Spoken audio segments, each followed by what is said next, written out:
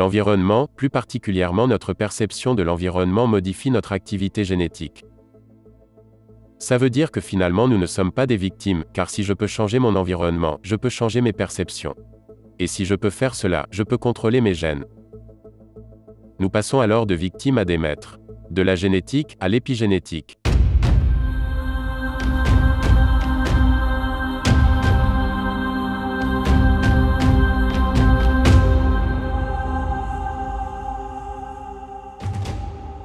Bonjour, je suis Brian Rose, et mon invité d'aujourd'hui est le Dr Bruce Lipton, le biologiste des cellules souches et un auteur de best-seller qui promeut l'idée que les gènes et l'ADN peuvent être manipulés par la croyance d'une personne.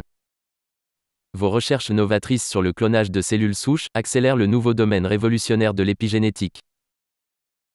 Vos livres, Biologie des croyances, Évolution spontanée et l'effet lune de miel, expliquent le processus par lequel notre conscience et nos perceptions contrôlent notre santé, nos gènes et l'essence de nos vies. Bruce, bienvenue. Je suis très heureux d'être ici, car nous avons de bons sujets à aborder. C'est excitant. J'ai hâte. Et vous savez, j'ai été assez confus avant de faire cette interview. Car je viens de deux mondes différents. Laissez-moi vous expliquer, vous comprendrez mieux, et pourrez m'expliquer comment vous voyez les choses. Donc, comme je le disais plus tôt, je suis allé à l'école, sur la côte Est, au MIT. J'ai appris les choses en tant qu'ingénieur, j'étais un enfant de science, et on m'a appris que les choses étaient faites de telle ou telle façon, et que c'est comme ça que le monde fonctionnait. Et pourtant, ces 6 dernières années, j'ai eu l'occasion de parler avec des gens qui ont des points de vue incroyables à propos de la conscience, de la spiritualité, de l'énergie. Puis, je vous entends parler de l'ADN, qui me fut enseigné comme une chose à part. Et maintenant, la conscience, les perceptions, les croyances, et comment cela affecte ma biologie. Deux parties de mon cerveau entrent en conflit. Je suis sûr que cela vous arrive souvent. Dans un sens, c'est comme si la science, qui fut ma religion, est fausse. Mais une partie de mon cœur sait que ce n'est pas vrai. Alors, qu'en pensez-vous ? Eh bien, c'est très intéressant, car j'ai déjà eu affaire au problème de devoir enseigner à des étudiants en médecine. Entrer dans la salle de classe et leur enseigner le cursus conventionnel. Le vieux discours qui est que les gènes contrôlent nos vies. Donc, j'entre et je leur enseigne cela. Mais quand je retourne à mon labo et observe mes études sur les cellules souches, les conclusions de mes recherches révèlent que l'environnement dans lequel les cellules vivent détermine l'activité génétique. C'est donc à l'opposé de ce que j'enseignais à l'école de médecine, et la différence est flagrante. L'histoire conventionnelle raconte que tout le monde a un programme génétique qui s'active et se désactive de façon déterministe et que cela contrôle leur vie. Donc, si vous y croyez, et j'y ai cru quand j'enseignais cela, cela signifie que nous sommes des victimes. Victimes de notre hérédité. Vous n'aimez pas quelque chose chez vous, vous ne pouvez rien y faire. Et les gènes s'activent et se désactivent tout seuls. Soudainement, votre vie n'est plus sous votre contrôle, ce sont les gènes qui décident. Et beaucoup de gens se sentent comme cela, ils regardent l'histoire de leur famille et se disent « Mon Dieu, je peux moi aussi avoir les gènes du cancer, ou quoi que ce soit d'autre. » Exact. Et certaines choses comme les tests ADN renforcent cette idée. Vous pouvez commander un kit ADN et vous verrez toutes vos failles génétiques. Car j'ai fait le test ADN, et les gens me disent « Es-tu supposé d'avoir toutes ces choses ?» Et je leur dis que je n'ai même pas regardé, car ça n'y changerait rien. Bien sûr que si, car comme la conscience est impliquée, je peux nourrir votre esprit avec l'idée que vous êtes susceptible à quelque chose. Je peux vous influencer avec l'idée que cette pilule que ce laboratoire pharmaceutique vient de sortir est la meilleure chose au monde pour régler votre problème. Je vous donne cette pilule et vous allez mieux, puis, plus tard vous apprenez que c'était une pilule de sucre, c'est ce qu'on appelle l'effet placebo. Cela signifie que vous n'avez pas guéri grâce à la pilule, mais grâce à la croyance que vous aviez dans cette pilule. Voici donc tout l'effet du placebo. Et au moins un tiers de toutes les interventions médicales réussies sont le produit de l'effet placebo. Tout le monde dit qu'il connaît l'effet placebo. Bien sûr, mais c'est surtout le résultat d'une pensée positive. Et qu'en est-il de la pensée négative ? Personne n'en parle, mais la réalité, c'est qu'elle est tout aussi puissante pour influencer votre biologie interne que la pensée positive. Mais elle agit dans le sens inverse. Une pensée négative est appelée l'effet nocebo. Cela peut provoquer n'importe quelle maladie, et vous pouvez en mourir. Si vous croyez que vous allez mourir, vous pouvez mourir de cette croyance. Nous devons donc faire attention, car les psychologues nous disent que 70% ou plus de nos pensées sont négatives et redondantes. Nous rejouons en boucle les mêmes pensées négatives. Si les pensées n'avaient rien à voir avec cela, ça irait mieux. Mais les pensées, qu'elles soient positives ou négatives, façonnent notre biologie. Alors d'un coup, vous vous dites, il est temps de se réveiller, car nos pensées négatives créent une expérience de vie négative. Oui, je pense que c'est vrai et j'aimerais qu'on en parle. Mais de retour à la génétique, quand vous en parlez aux gens, je suppose que comme vous l'avez dit, on nous a raconté très tôt lorsque cette chose prodigieuse est sortie, que c'était une double hélice, et que ça déterminerait toute notre destinée. C'est arrivé dans les années 60, 70. Et aujourd'hui on croit encore que c'est une chose fataliste, mais vous êtes ici pour nous dire que non, ce n'est pas déterminé. Il y a d'autres choses à prendre en compte dans ce qui fait que votre ADN contrôle votre futur, n'est-ce pas? À 100%. Mais je ne dis pas cela seulement aujourd'hui, je le disais déjà quand j'ai commencé à travailler sur le sujet en 1970. Et mes recherches étaient toujours les mêmes, je prenais des cellules souches ou des cellules embryonnaires, elles n'avaient aucun potentiel tant qu'on ne les incluait pas dans un environnement. Puis, dépendamment du moyen et de la chimie de culture, je pouvais faire en sorte que la cellule devienne une cellule musculaire. Changer le moyen de culture fait que cette même cellule deviendra une cellule osseuse. Modifiez-le encore, et vous obtiendrez une cellule graisseuse à partir de la même cellule. Donc génétiquement, la cellule était toujours la même, c'est juste l'environnement qui changeait. Et j'ai commencé à parler de ça, bien avant que la nouvelle science nommée épigénétique soit arrivée dans les années 90. J'avais donc 20 ans d'avance, et bien sûr, mes collègues me prenaient pour un fou. Car tout le monde s'appuyait sur le dogme habituel, et moi j'arrivais avec un autre point de vue sur le sujet. Mais aujourd'hui, ça devient quelque chose de banal. Le seul problème étant que quand vous investissez autant d'argent dans un système de pensée, et que ce système se trompe, vous avez tout essayé aussi longtemps que vous le pouviez. Car vous aviez investi des centaines de milliards de dollars dans cette croyance, vous ne pouvez pas tout changer du jour au lendemain.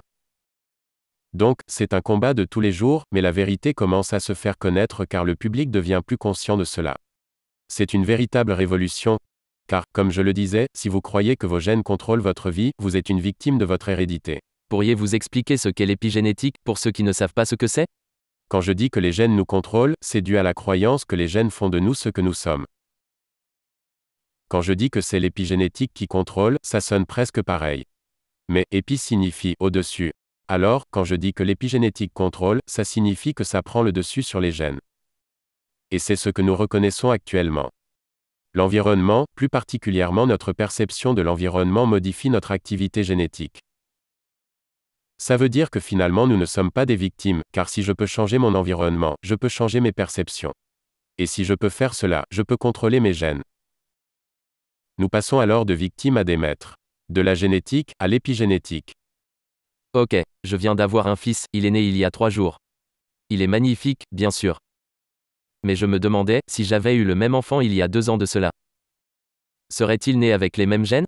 Aurait-il été le même, fait à partir de mon code génétique? Car, je ne pourrais jamais changer cela, peu importe à quel point je pense positivement.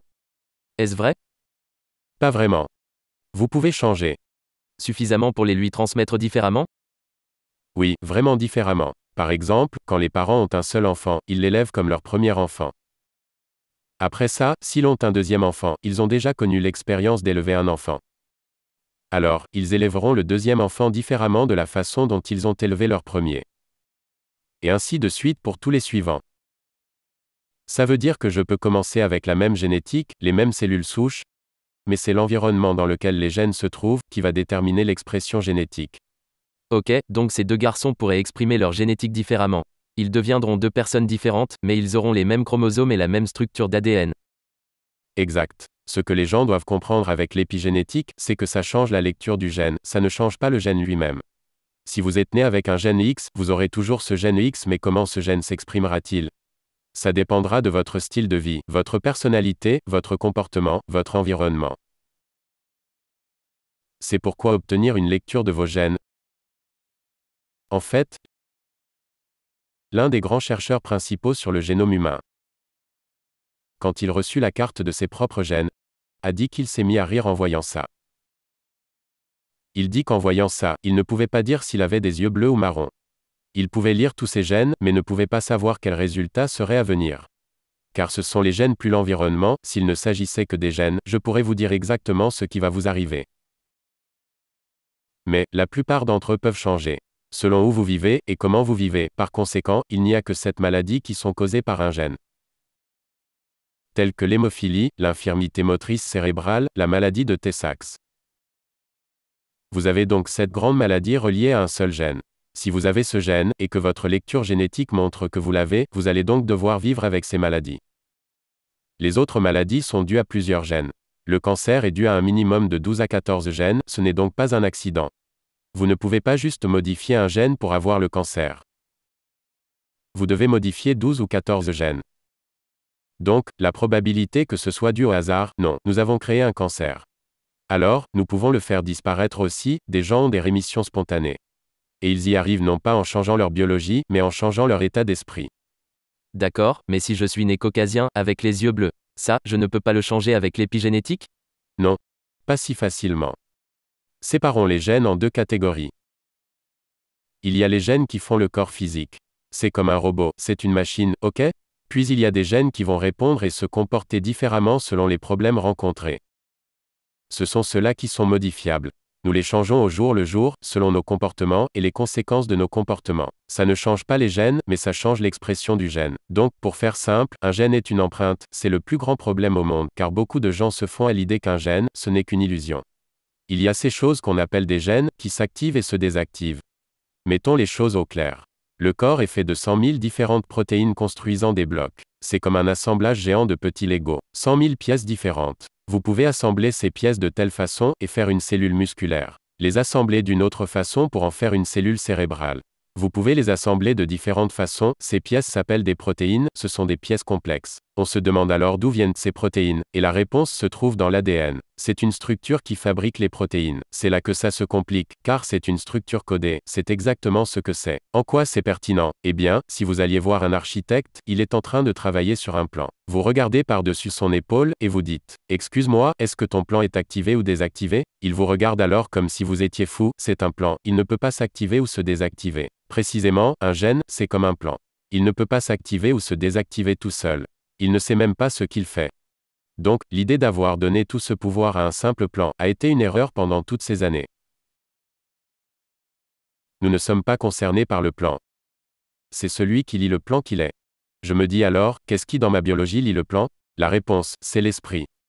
Parlez-moi de votre parcours lors de la découverte de l'épigénétique et votre livre, Biologie des croyances. Vous avez dit plus tôt que vous avez enseigné une chose à vos étudiants et qu'en même temps dans votre labo, vous découvrez d'autres choses. Comment avez-vous réussi à parler de cette découverte? Comment a-t-elle été reçue? Aujourd'hui, vous êtes allé tellement loin dans ce domaine, grâce à l'éveil de votre conscience. Cela ne fait que 30 ou 40 ans que j'ai découvert ça. J'ai donc eu beaucoup d'opportunités de travailler sur le sujet. Mais l'idée, c'est juste de transmettre mon expérience de laboratoire sur un corps humain pour voir si ça marche. Une cellule souche est une cellule embryonnaire. Nous avons des milliards de cellules souches dans notre corps. Là, tout de suite.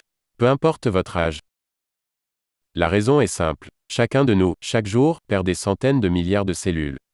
Usure et mort normale d'une cellule.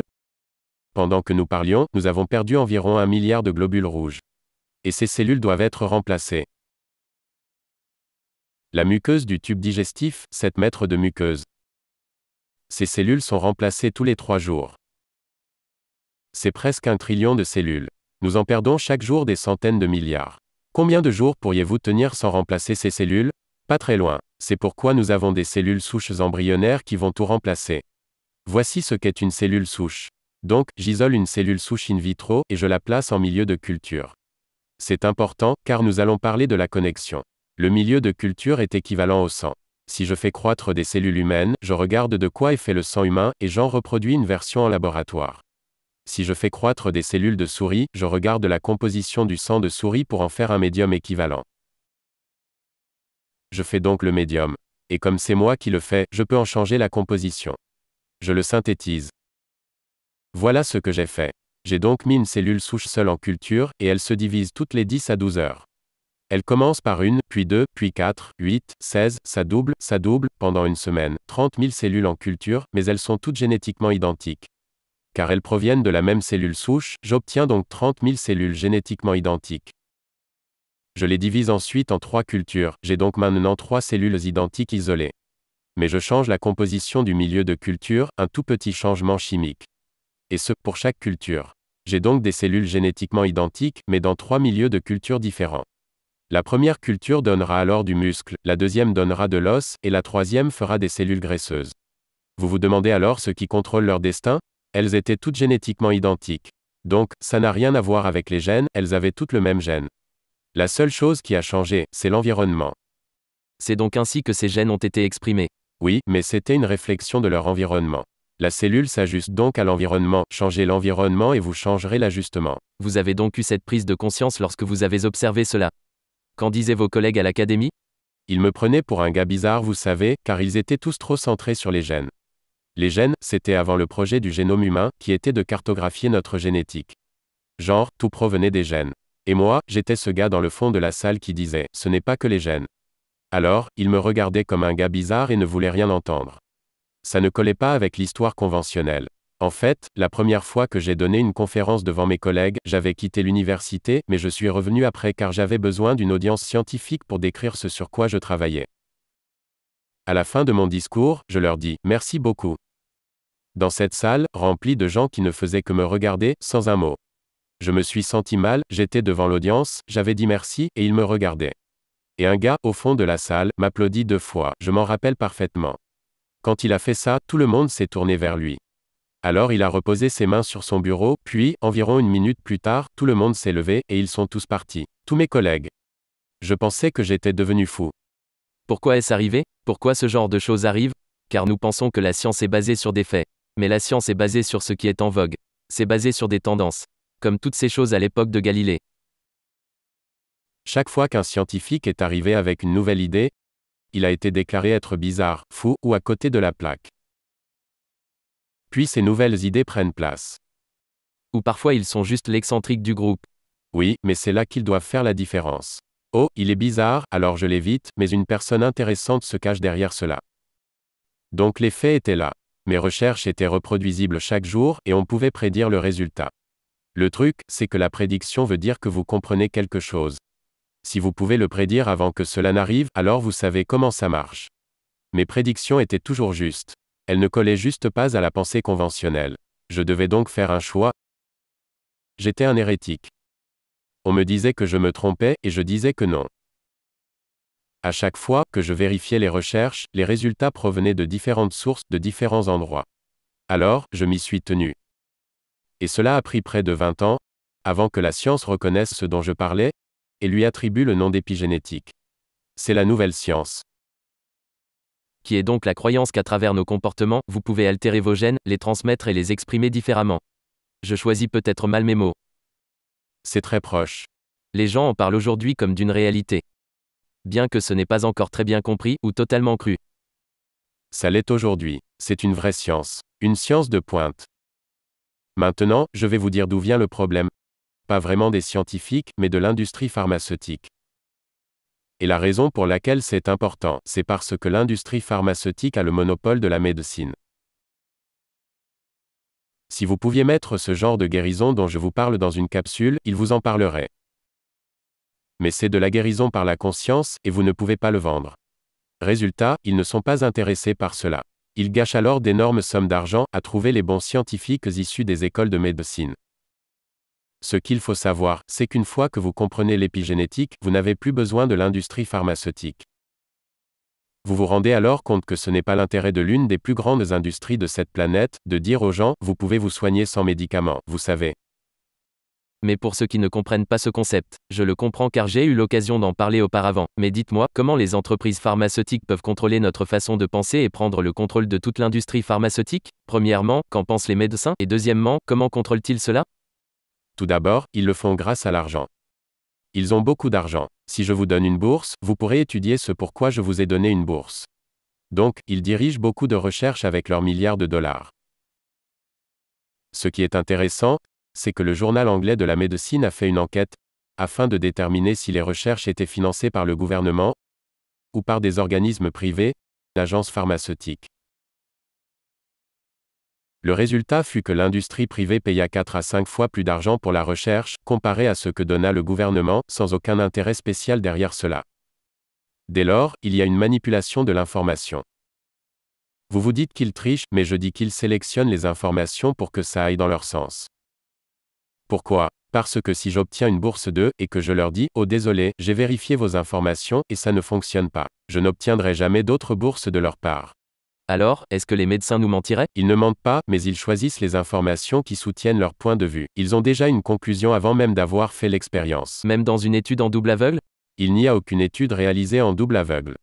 Donc, chacun apporte ses idées préconçues à chaque étude. Par conséquent, même les agences pharmaceutiques choisissent quelle chose à trouver, car ils savent qu'ils auront les résultats escomptés. Absolument. Et l'une des choses qu'ils essaient d'éviter, ce sont les gens qui répondent positivement à l'effet placebo. Car l'effet placebo perturbe toutes les données. Un fait simple, qui peut en énerver plus d'un, mais un médicament comme le Prozac, dans des tests en laboratoire, n'a pas plus d'effet qu'une pilule de sucre. Et voici comment des milliards de dollars par jour sont dépensés pour l'achat de Prozac ou de statines.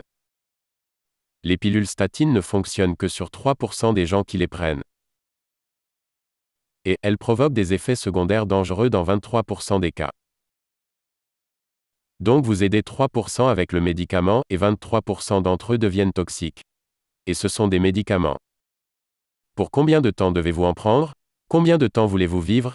Vous savez, ce sont des vendeurs de médicaments. Ce sont des bons vendeurs de médicaments.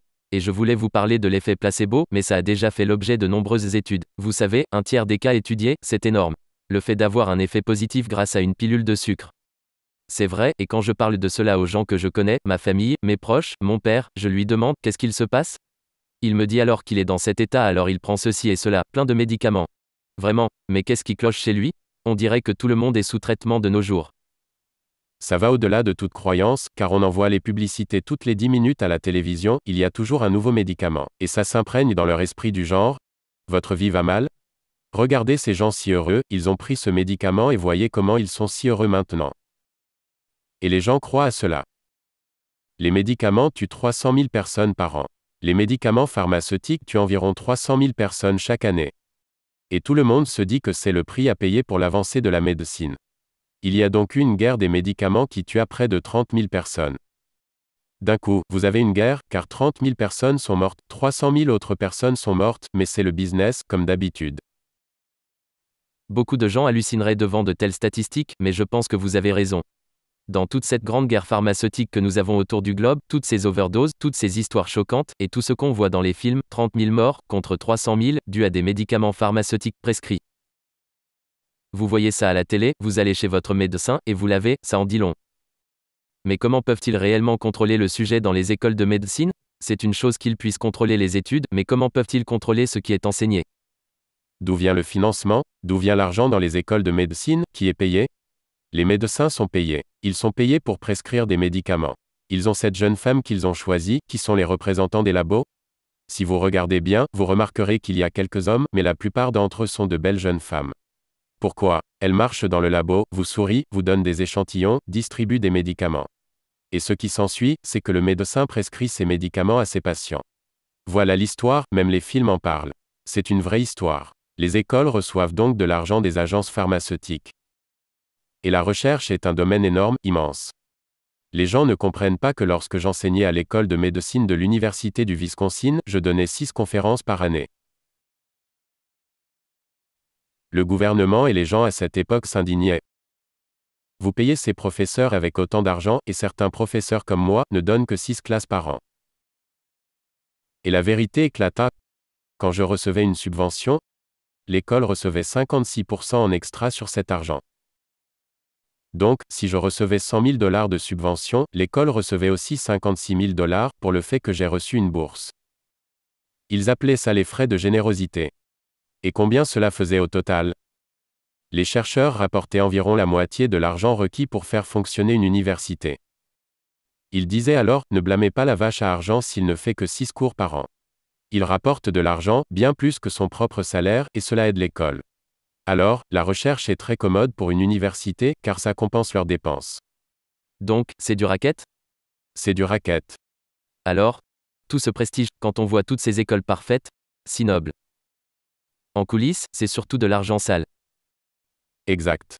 On me demandait d'obtenir une subvention. C'est ce qui me permettait d'y avoir ma place. Où trouver tout cet argent? Vous pouvez l'obtenir du gouvernement, mais le budget diminue chaque année. Les subventions privées, comme l'Association de la dystrophie musculaire, la Société américaine du cancer, toutes ces sociétés supportent financièrement la recherche pharmaceutique. Comment briser ce cercle? Comment pouvez-vous lutter contre ces immenses compagnies? En les boycottant. Vous vous demandez comment vous pourriez arrêter d'acheter leurs produits. La réponse vous rendra plus fort, car vous êtes celui qui contrôle tout ça. Vous devez comprendre cela. Si je prends une pilule et que cela m'affecte. La raison pour laquelle cela m'affecte, c'est parce que j'ai déjà un équivalent naturel de cette pilule dans ma propre biologie. Vous ne prenez pas une pilule pour que cela active un récepteur de cette molécule et l'active. De la même façon que vous aviez cette protéine réceptrice, mais pour une pilule que vous pourriez ne jamais prendre, ce serait idiot. Donc, si un tel récepteur pour cette molécule existe, alors c'est que ce récepteur était déjà là, car vous produisez déjà cette molécule naturellement. Donc, quand on fume un joint, il y a une molécule appelée tétrahydrocannabinol. Et devinez quoi? Vous avez des récepteurs pour ça, car vous en fabriquez vous-même. Donc, l'idée c'est que si vous voulez obtenir l'effet de cette drogue, devez-vous prendre quelque chose d'extérieur pour cela? Bien sûr que non. Vous devez juste changer votre état de conscience, car vous fabriquez déjà tous les équivalents de chaque molécule maintenant. Mais si vous ne fabriquez pas l'une d'entre elles, cela signifie que votre conscience ne vous aide pas pour votre santé. C'est donc un ajustement de votre niveau de conscience, et non un ajustement de votre biologie interne. C'est donc un changement d'état d'esprit. De se dire que la solution ne se trouve pas dans une pilule, que nous ne sommes pas victimes, de ne plus voir la vie de façon fataliste en se disant que notre futur est prédéterminé. C'est ce qu'on pensait avant dans le domaine de la génétique. Oh, vous avez ce gène du cancer, mais il n'y a pas de gène pour le cancer, c'est totalement faux. Je peux vous le dire aujourd'hui, il n'a pas de gène qui provoque le cancer. Aucun. Certains diront, ok, mais regardez Angelina Jolie, elle a eu une double mastectomie car elle avait le gène BRCA1. Je leur dis, oui mais 50% des femmes qui ont le gène BRCA1 n'auront jamais ce cancer. Ce que ça veut dire? Si le gène provoque le cancer, comment 50% des femmes qui ont ce gène peuvent ne pas avoir de cancer? La réponse est que le gène seul ne provoque pas le cancer. Il y est associé, mais ne le provoque pas. Vous devez avoir des stimulus dans votre vie qui se produisent et le gène sera activé. Quel genre de stimulus? Pour le cancer, principalement la colère. Est-ce que c'est prouvé, ou juste une théorie? Il y a des points communs qui réunissent les patients atteints du cancer. Quelles sont les caractéristiques d'un patient atteint d'un cancer? La plupart d'entre eux sont toujours en colère dans leur vie, ils ne sont pas heureux, ils ne libèrent pas leurs émotions. Le stress peut bloquer quelqu'un. Et la chimie du stress, le stress est un agent chimique. Et voici un fait avéré, 90% des visites chez le médecin sont dues au stress. Comment le stress peut-il provoquer cela? La réponse est simple. Le stress libère une hormone appelée cortisol, l'hormone du stress. Que fait le cortisol? Premièrement, il modifie le sang situé dans les viscères. L'entretien et la guérison du corps proviennent de tous les organes. Donc le stress fait que les vaisseaux sanguins se resserrent. Cela pousse le sang dans les bras et les jambes. Le stress signifie que vous êtes prêt à fuir ou combattre. Donc, vous dirigez toute l'énergie là où vous en avez besoin, les bras et les jambes. Comment ça arrive? En serrant les vaisseaux sanguins dans les viscères. Les organes sont faits pour la croissance. Les bras et les jambes sont faits pour se protéger. Ce que ça veut dire, que si j'ai besoin de me protéger, je ralentis la croissance. Et plus important encore, les hormones du stress ralentissent le système nerveux. Cela pour économiser de l'énergie, par exemple, si vous étiez pourchassé par un tigre à dents de sabre et que vous aviez une maladie bactérienne. Comment voudriez-vous diviser l'énergie? Combien d'énergie voudriez-vous pour fuir, et combien d'énergie voudriez-vous pour combattre la maladie? Pensez-y, si le tigre vous attrape, la maladie est dérisoire. Donc, quand vous êtes stressé, les hormones du stress ralentissent le système immunitaire pour économiser de l'énergie. Est-ce que le système immunitaire consomme de l'énergie? Bien sûr. Vous avez sûrement déjà été tellement malade que vous étiez cloué au lit, sans pouvoir vous lever. Et quand vous êtes en mode fuir ou combattre, vous avez besoin d'énergie pour faire face au monde. Les hormones du stress agissent physiquement sur le système immunitaire quand vous êtes stressé. C'est à ce moment-là qu'on tombe malade. En fait, le stress est tellement efficace pour ralentir le système immunitaire que les médecins en donnent aux patients qui s'apprêtent à être greffés, d'un rein, d'un poumon, peu importe ce qu'on leur greffe. C'est du tissu étranger. Si vous greffez un organe étranger dans votre corps, le travail de votre système immunitaire, c'est de l'éliminer. Donc, quand il transplante un organe, il donne aux patients des hormones du stress en même temps. Car les hormones du stress vont ralentir le système immunitaire, ce qui fera que l'organe ne sera pas rejeté tout de suite. Voici à quel point c'est efficace. C'est utilisé thérapeutiquement pour ralentir le système immunitaire. Pourtant, tout le monde aujourd'hui, mis à part certains, se situe à un certain niveau de stress. Du stress au travail, pour l'argent, la santé, peu importe la raison. Chacune de ces personnes libère des hormones du stress, de façon constante dans leur corps. Ces hormones inhibent le système immunitaire, et le résultat, c'est la maladie. Puis, si vous stoppez la croissance, vous allez me dire, oui mais je suis un adulte, je n'ai pas besoin de grandir. Je vous réponds, oui mais vous devez remplacer des centaines de milliards de cellules que vous perdez chaque jour. Comme je le disais, nous en sommes à 2 milliards de globules rouges perdus, maintenant. Donc, Angelina Jolie n'aurait pas dû faire une double mastectomie? Ce n'est pas ce que je dis, elle doit juste comprendre ceci. Le gène n'a pas provoqué le cancer. Mais c'est surtout dû à un style de vie. Et si vous changez le style de vie, vous n'avez plus à vous préoccuper du gène. Mais le problème, c'est que 95% de notre vie vient de nos programmes que nous avons acquis lors des 7 premières années de notre vie. Le film Matrix, ce n'est pas de la science-fiction, c'est un documentaire. C'est un fait que chaque être humain, durant les 7 premières années, est sous hypnose et absorbe toute l'information. Un enfant de moins de 7 ans a des ondes cérébrales basses. Si vous mettez un casque sur la tête de quelqu'un pour un électroencéphalogramme, vous pourrez lire son activité cérébrale. Un enfant de moins de 7 ans a une fréquence moins élevée que celle de la conscience. On appelle cette fréquence θ. θ, c'est l'imagination. Si des enfants jouent à la dinette avec des jouets, pour eux c'est réel. Si un enfant enfourche un balai, ça devient un cheval. C'est ça θ, c'est l'imagination. Et θ est aussi le stade d'hypnose. L'idée c'est que, avant de devenir conscient, si vous n'avez pas déjà quelques programmes d'installer, de quoi serez-vous conscient? C'est comme si je venais d'acheter un nouvel iPod, je le sors de la boîte, appuie sur Play, et rien ne se passe. Je me dis alors que j'ai dépensé tout cet argent, et ce truc ne fonctionne même pas. Alors, de la même façon pour un enfant de 7 ans, si vous n'avez téléchargé aucune musique, comment voulez-vous jouer quoi que ce soit? Eh bien, c'est la même chose. Le cerveau est comme l'iPod. La conscience est l'écran sur lequel je peux créer. Mais si je n'ai rien d'écrit dans le disque dur, je ne peux rien créer. Donc la nature a prévu que les 7 premières années soient faites pour ça. Quel genre de programmes sont requis pour vivre sur cette planète? Comment pouvez-vous les obtenir? θ, c'est de l'hypnose. Vous ne faites qu'observer. Observez vos parents, observez vos frères et sœurs, et les autres, car vous devez apprendre combien de centaines de milliers de règles? Pensez-y, juste pour être un membre fonctionnel de votre famille, ou un membre fonctionnel d'une communauté, il y a des règles. Vous apprenez ces règles à un enfant. Mais vous n'avez pas besoin. Les 7 premières années, ils observent et les absorbent. En quoi cela est pertinent? C'est un fait regrettable, mais 95% de notre vie, c'est un fait, provient de nos programmes stockés dans le subconscient. Chaque jour dans votre vie, vous utilisez seulement 5% pour la conscience créative, 5%. Alors votre vie est déjà vécue, même si vous pensez que vous vivez pleinement votre vie. Exactement. Et vous ne le voyez pas, car c'est ce qu'on appelle le subconscient, en dessous du conscient. Les jésuites, pendant 400 ans, savaient cela, et les gens ne comprenaient pas. Ils disaient, donnez-moi un enfant jusqu'à ses 7 ans, et je vous montrerai quel homme il sera. Ils ont dit cela pendant 400 ans, car ils savaient que 7 ans était la période de formatage, et que 95% de votre vie après cela sera basée sur ces programmes. Donc, Angelina Jolie fait partie d'une famille dans laquelle il y a le cancer. Je vous dis, oui, elle a le gène, mais ce n'est pas ce qui a provoqué le cancer, c'était plutôt son comportement qui lui fut transmis. Les comportements sont transmis, non par les gènes, mais par la famille. Ils sont transmis par l'éducation familiale. Dans votre conférence sur la biologie des croyances, vous avez fait cette analogie à propos d'une caméra et d'un œil. De comment la caméra inverse l'image et l'imprime sur la pellicule.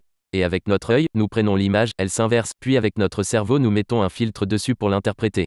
Vous parlez donc de cela, les 7 premières années de notre vie, nous mettons un filtre sur chaque chose? Absolument, c'est la base de nos comportements. Il y a des millions de règles, donc vous et moi pouvons regarder une même chose et avoir de différentes conclusions sur le sujet? Exact. Ce que vous voyez est uniquement basé sur la façon dont vous avez grandi. Ce n'est pas nouveau, vous savez. Il y a ce livre célèbre, Père riche, Père pauvre. En gros, ça dit que si vous venez d'une famille pauvre, vous pourriez lutter toute votre vie et essayer de devenir riche, mais sans jamais réussir. Mais si vous venez d'une famille riche, vous pourriez être stupide toute votre vie, comme Donald Trump, et devenir riche. Non à travers un processus conscient, mais grâce à des comportements inconscients que vous avez absorbés de votre famille riche, quand vous étiez enfant. C'est inconscient. Ils font donc les bons choix, inconsciemment, quand ils utilisent leur esprit conscient, ils deviennent stupides. Mais c'est inconscient. Et c'est la même chose avec les gens pauvres. Les gens pauvres ont des croyances provenant de leur famille. Du genre, tu ne réussiras jamais, la vie est un combat, les temps sont durs, pour qui te prends-tu? Donc, si c'est ce genre de programme que vous recevez, alors vous passerez 95% de la journée à vous auto-saboter. C'est pourquoi les gens pauvres restent pauvres, et les riches restent riches. À cause de leur programmation. J'ai déjà reçu Robert Kiyosaki sur le plateau. Et voilà. Nous devrions élever nos enfants différemment. Est-ce ce que vous suggérez? Tout à fait. Pour les éduquer, comment fait-on? Nous devons reconnaître premièrement que 95% de nos comportements viennent de notre subconscient. Donc, un enfant va tout enregistrer pendant 7 ans. Ils vont vous enregistrer. Vous venez d'avoir un bébé. Ce bébé va vous étudier car vous êtes le parent. La première chose que les bébés apprennent, dès la première ou deuxième semaine de leur vie, c'est qui sont ses parents. C'est très important, car c'est leur point de référence. Quoi qu'il arrive dans leur vie, ils observeront leurs parents en premier. Un enfant qui fait de la balançoire et tombe au sol. La première chose qu'il va faire sera de regarder ses parents. Si sa mère a peur, l'enfant se mettra à pleurer. Mais la mère lui dit, relève-toi et remonte sur la balançoire, l'enfant retournera jouer. C'est comme une réflexion. Vous devez donc savoir qu'un enfant étudiera chacun de vos mouvements. Vous allez vous dire, mon Dieu, si 95% de ses comportements viennent des programmations invisibles, je vais lui transmettre les schémas familiaux. Inconsciemment 95% de la journée. Et aussi ceux du pays, de la société. Oui, peu importe le programme qu'il aura pendant qu'il grandira. À moins que je ne fasse un effort conscient? Un effort conscient de changer vos programmes. C'est très difficile de rester conscient, c'est pourquoi nous revenons toujours dans le subconscient. Car, la pensée, c'est une fonction de l'esprit conscient. Donc, Brian, que faites-vous mardi? Si je vous demande ça, la réponse n'est pas à l'extérieur, elle se trouve à l'intérieur. Donc, au moment où vous réfléchissez, vous arrêtez de conduire le véhicule, car vous êtes allé en vous. Cela ne veut pas dire que quoi que vous fassiez, vous devrez vous arrêter, de marcher, de conduire, ou faire votre job, ce sont des programmes dans votre subconscient, car vous les avez répétés tellement de fois. Le subconscient, c'est l'autopilote. Quand l'esprit conscient est occupé, l'autopilote conduit le véhicule. Le truc, c'est que quand l'esprit conscient est occupé, il n'observe pas ce qui se passe. Disons que nous avons cette conversation dans une voiture. Et ça fait 10 minutes que je conduis. Nous avons cette conversation et d'un coup, je regarde par la vitre. Je n'avais pas prêté attention à la route pendant que nous avions cette conversation. Si vous me demandiez de quoi nous étions en train de parler, je vous dirais, on parlait de ça, puis de ceci, et de cela. Mais si vous me demandez, qu'il y avait-il sur cette route pendant ces 10 minutes, je ne sais pas, je n'y prêtais pas attention. C'est le subconscient. Si vous me demandez, comment était votre trajet, je vous dirai qu'il était tel qu'on vous a appris à conduire. Si vous avez eu un mauvais moniteur d'auto-école, alors vous avez eu 10 minutes de mauvaise conduite. Comment puis-je changer le fait que je dois être plus conscient de mon subconscient? Vous devez être conscient de... Vous voyez. Voilà le problème, 7 ans de programmation. Vous vous demandez quel programme vous avez eu quand vous aviez 1 an ou moins, et vous ne pouvez pas le savoir. Donc, 95% de votre vie vient de votre subconscient. Votre vie est le résultat de vos comportements subconscients. Donc, vous n'avez pas à essayer de penser à ce qu'il s'est passé avant. Regardez votre vie actuelle. Les choses que vous aimez et qui viennent dans votre vie, vous arrivent car vous avez un programme qui encourage cela. Mais toutes les choses avec lesquelles vous luttez, que vous avez du mal à concrétiser, pourquoi travaillez-vous aussi dur là-dessus? Inévitablement, vous n'avez pas le programme qui vous encourage à le faire, et vous essayez de passer outre ce programme. Donc, vous n'avez pas à faire beaucoup de choses spéciales ou psychologiques, vous devez juste étudier votre vie et vous demander où se trouvent vos difficultés. Car peu importe ce qui vous crée de la difficulté, inévitablement, il y a un programme dans votre subconscient qui ne vous encourage pas à atteindre votre objectif. Donc, toutes les réponses sont déjà là. Vous jetez un regard honnête sur votre vie et votre histoire. Peu importe le domaine, que ce soit les relations, les affaires, ou autres, et cela vous indiquera à quel endroit il y a des choses à travailler?